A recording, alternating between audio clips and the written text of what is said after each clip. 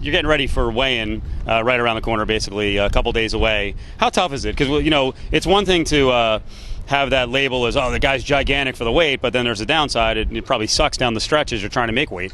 Suck is an understatement. It's the fight before the fight. It's tougher than the fight, The fight's the fun part. The cutting weight is the hell. It's not a good time. Fight is, you're laying it all on the line for 5 minutes, 25 minutes, whatever it might be. The cutting weight, is a few day long process of, not a good time. Yeah.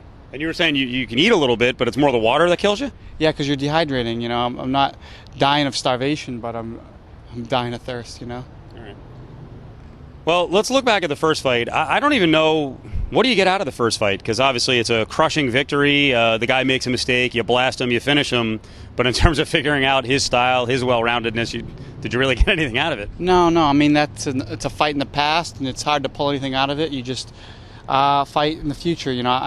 I study his other tapes. I don't study that fight really because it was a short fight, and not a lot happened in it. But you get a lot more from watching like him and Jen's the 5-round war. You can see a lot more of his ability, how dynamic he is. But I didn't learn a ton from our fight. I get the feeling, and I really thought Uriah made a leap to kind of the next level against Jens with some of his striking, especially in that 5-round fight. I just thought his hands were awesome. That said, he's going against a guy who knocked him out and has more power. So how do you think he's going to approach it? Is he going to try to sit on the outside, box you, pepper you, score, or is this he's going to say, the hell with this, I'm going to try to get it to the floor? I mean, he might try to dance a little bit and try to, box on the outside a bit, but I think he's going to try to take me down.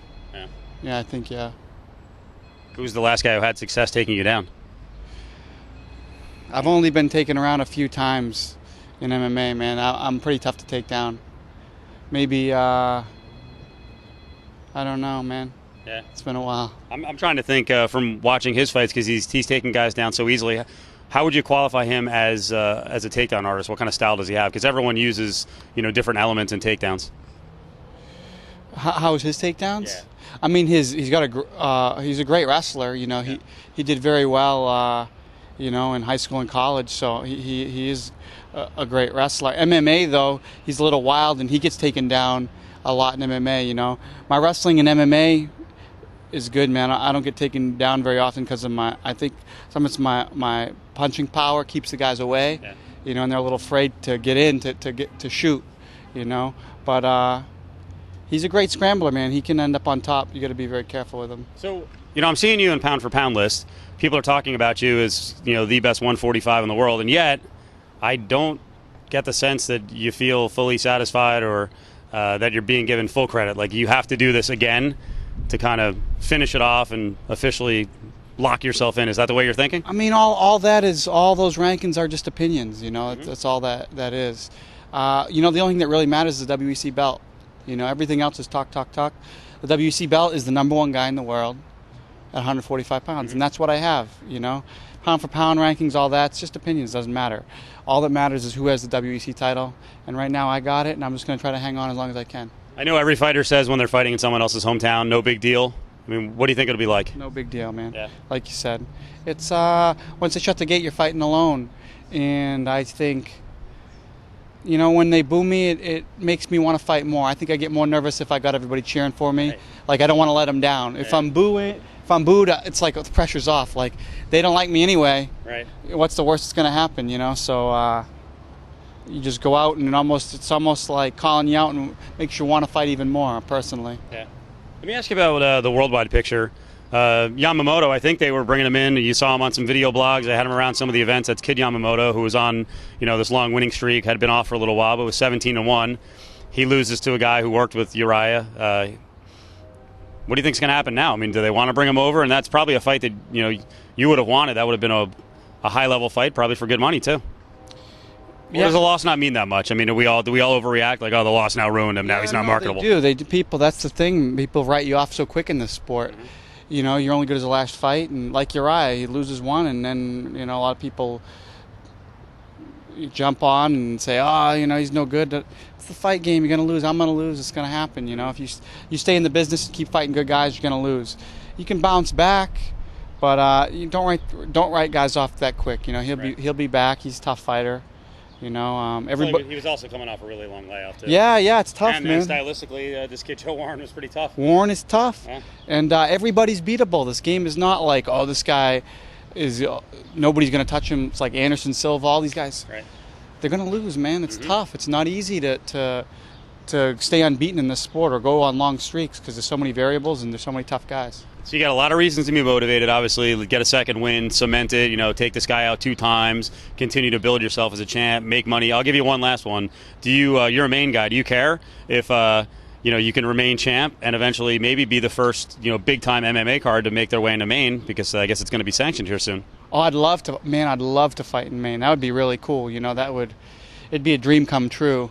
And I know I have a lot of fans there, a lot of friends, a lot of family that would love to see me fight there. I mean, that would really be a dream, man. It really would. I don't know if it'll ever happen, but that would be pretty amazing. Winning is huge. I want to leave a bit of a legacy. I'm a huge MMA fan, so I want to leave my mark, and I want to get paid. The more I win, the more I get paid, and it'll make my life more comfortable. Yeah. It's funny, the other day we were talking to Quentin Jackson getting ready for Tough 10, and everyone's kind of calling him, not everyone, some people are saying, oh, he's afraid of Machida, why is he ducking him? And he said straight out, he's like, let me tell you something, I make more money going this route, Machida can wait. Sometimes, I don't think people take that into account that, for the longest time you guys aren't making a whole lot of money. Now, Quentin's made his money, but guess what? I don't have the right to go, oh, that's enough money. You know what I'm saying? As a fan or a media guy, if money's the motivating factor, there's nothing wrong with that.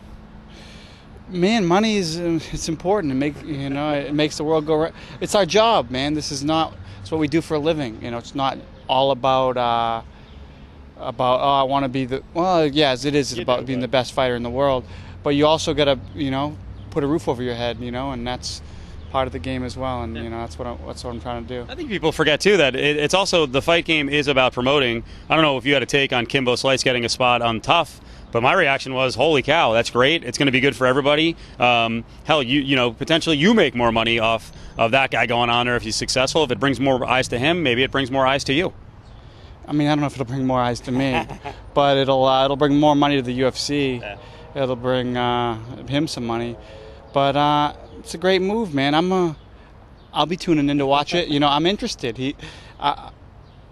Whenever Kimbo fought, I tuned in. I wanted to watch him fight. I'm a fan. It's about selling tickets and it's entertainment. Yeah. Do you want to see him fight? Yeah, I do. So, man, good for him. Yeah. Who knows? He gets big enough.